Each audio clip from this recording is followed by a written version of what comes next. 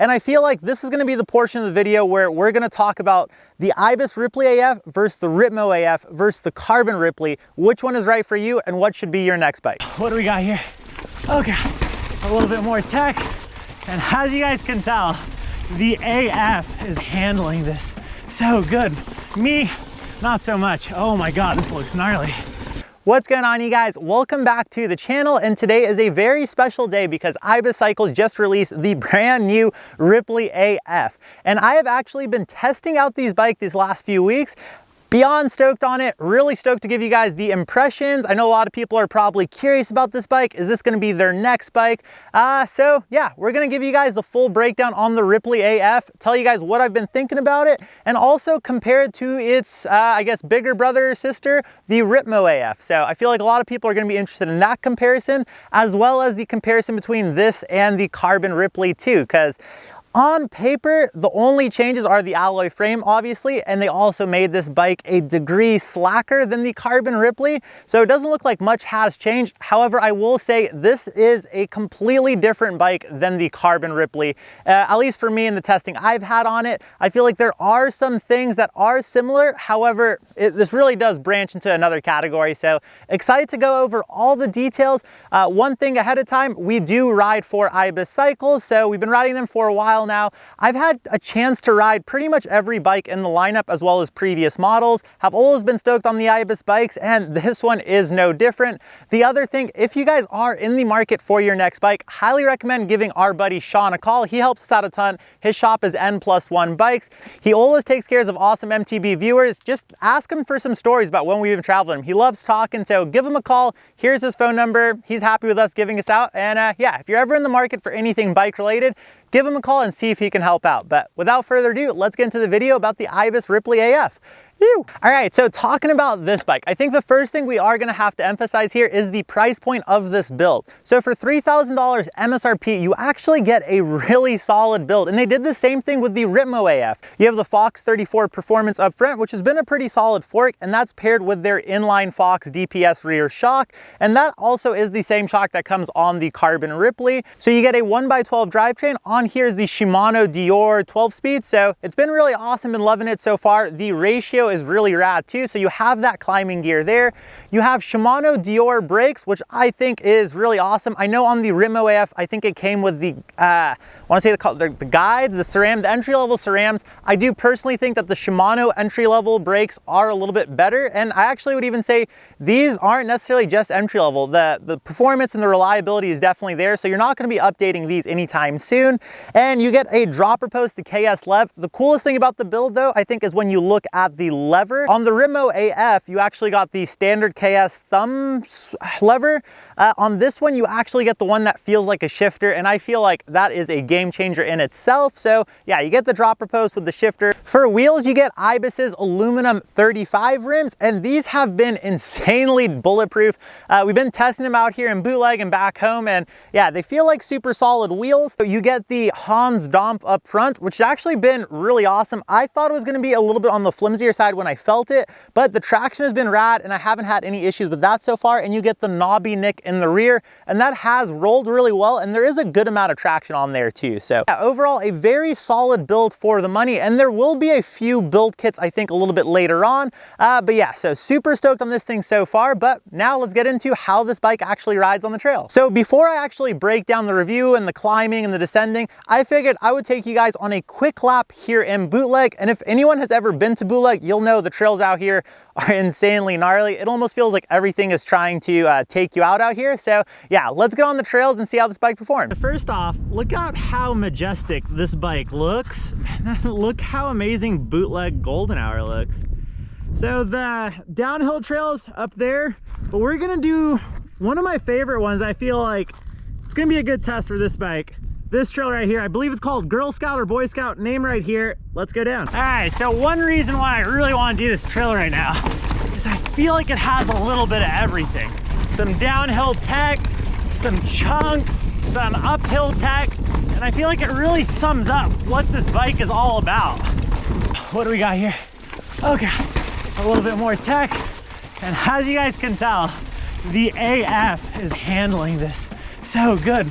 Me, not so much. Oh my God, this looks gnarly. Okay. Oh my God, it did it. Just gotta make it through here without dying. I think it's up here. Okay, yeah. And then up here. Woo! Oh man, are we still going? Yes, we're still going. Ah, so sick. Oh, this is freaking awesome. Up here. Oh, this is definitely, I'm happy I'm on an alloy bike right now. Carbon hitting these rocks, it would definitely hurt. Quicker here. Nice. Yes. Boom. There we go. Oh man. So, like I said, slight weight penalty. You might not feel like the acceleration when you're off the gas is as apparent as the Carbon Ripley. However, I think you'll definitely feel like traction has increased. And I think a large part of that is going to be due to the weight. I felt that on the Ripmo AF, and I'm feeling that on the Ripley AF as well. Okay. Whew. See what this thing can do. Oh my God. This thing's so sick. Sorry, I got a little too excited there. But yeah, man, it definitely has that Ibis. Oh my God. Woo, I can't play around on these rocks. It has that Ibis pop to it. So that is still there. Oh my God. Oh, so many rocks. But yeah, $3,000, get your foot in the door. I really am digging, man, how this bike feels right now. I will go over, like I said, some things that I personally would consider upgrading at some point.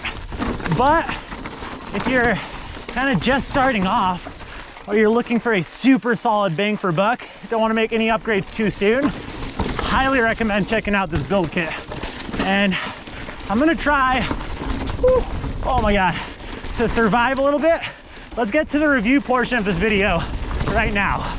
All right, so hopefully you guys enjoyed that GoPro run. I don't know if it was just kind of all over the place. It really is a little on the tougher side to get flow out here while it feels like everything is trying to kill you. So yeah, with that being said, let's talk about how the Ibis Ripley AF performs and what the differences are between this, the Ripmo AF, and then the Carbon Ripley offering as well.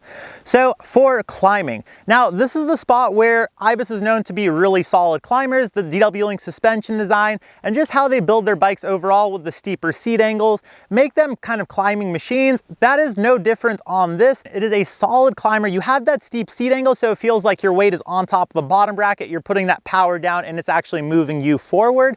And yeah, overall, very impressed with it. It tracks really well to the trail as well, especially on those more technical style climbs. Now, I will be honest with you, the aluminum frame combined with the more budget-friendly build kit on this in comparison to my personal Carbon Ripley, I have my thing kind of fully trekked out. I've tried to get the weight down substantially. I have mine coming in at right around 26 or 27 pounds. So there is a slight weight penalty on this. So you might not necessarily find the acceleration is as quick as the Carbon offering. However, I do feel like that is actually a benefit in some areas. So when it comes to traction, I have personally found that sometimes when you have a bike that weighs a little bit more, it kind of feels like the bike is a little bit more glued to the ground, and you do feel that a more technical style climb. Overall, very stoked on how this thing performs uphill. All right, so for the downhill, this thing definitely exceeded my expectations. So yeah, if you guys watched that Carbon Ripley review video we did a little bit earlier on, you'll know that the Carbon Ibis Ripley has actually been my favorite bike I've owned pretty much of all time. I always thought the Ripley was a very capable descender, and this takes that capableness and just notches it up like 2 or 3 levels. So it is pretty insane. When I first got on this thing, I know they told me it's gonna be a degree slacker and it's alloy. I didn't really think there'd be too much of a difference. However, like I said, that weight penalty in the frame isn't necessarily a bad thing. And I've told people this about alloy bikes. Sometimes having a little bit more weight in the frame ends up making the bike feel so much more planted when you are going downhill. And on a bike like this, that is definitely necessary out here because bootleg definitely has steep, gnarly terrain. So with that degree slacker coming from the front end, combined with a little bit of extra weight, this bike just feels planted and sturdy on the trails. Now, in terms of does this bike feel like it only has 120 mils of travel? No, I would actually say this bike feels like it has a little bit more so, and I think that is attributed a little bit more so to it being an alloy bike and also that head angle as well. The other thing too is this bike definitely has that pop that Ibis is known for.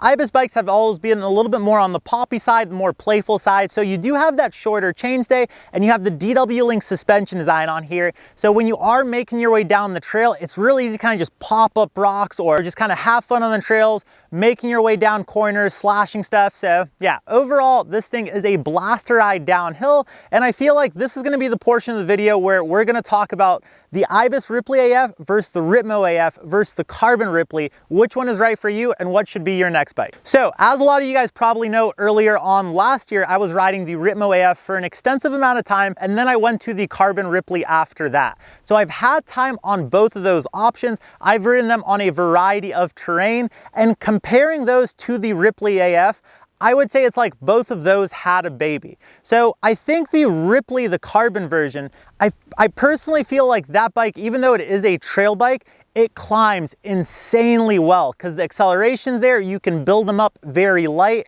And I feel like even though it is a trail bike, and I definitely took it on some more crazier downhill style trails, I still felt a little bit of cross-country tendency when it came time for the climbing portion. I felt like I can get out, treat it like a cross-country bike, and yeah, overall was very impressed with that bike. The Ripmo AF, man, that thing felt like a trail slayer. I really felt like whenever I got on that bike, I had a little bit of extra confidence. I could huck into things that I might not necessarily huck into on my Carbon Ripley, and I definitely felt like overall, I just felt a little bit less abuse to my bike when I came out to more gnarlier places like this, where on the Carbon Ripley, I had it built up a little bit lighter, not as much travel, so everything was getting stressed a little bit more, so it still held up insanely well. I just felt a little bit less guilty on the Ripmo AF, and that's where the Ripley AF comes to be. And as I start riding more and more short travel bikes, I really have started to realize that it isn't necessarily just about the travel. It's about the components, it's about how stiff of a fork you're running, it's about the head angle, the geo, and I feel like this bike definitely nails the short mid-travel 29er geo as well as travel. I think you could take this thing out here to bootleg. I felt insanely comfortable on the trails out here, and I have even felt like I got a little bit more over than the Ripmo out here on the techier, punchier style climbs. And then at the same time, I still would go on like a 30-40 mile all mountain epic. I really do think that this is an insanely capable bike. Really stoked on how this thing turned out. And like I said, if you guys are in the market for your next mountain bike, highly recommend giving our buddy Sean, N+1 Bikes, a call. We'll put his info in the description of this video. Give him a call, let him know we sent you. He's always happy to take care of friends of the channel. And with that being said, what do you guys think about the Ibis Ripley AF? You guys like it? Are you guys a fan? What color would you go with? Hopefully you guys enjoyed this video. If you could hit that like button, that would be awesome. And until next time, you guys, ride awesome. Woo! I'm gonna get out here and get some food. Oh.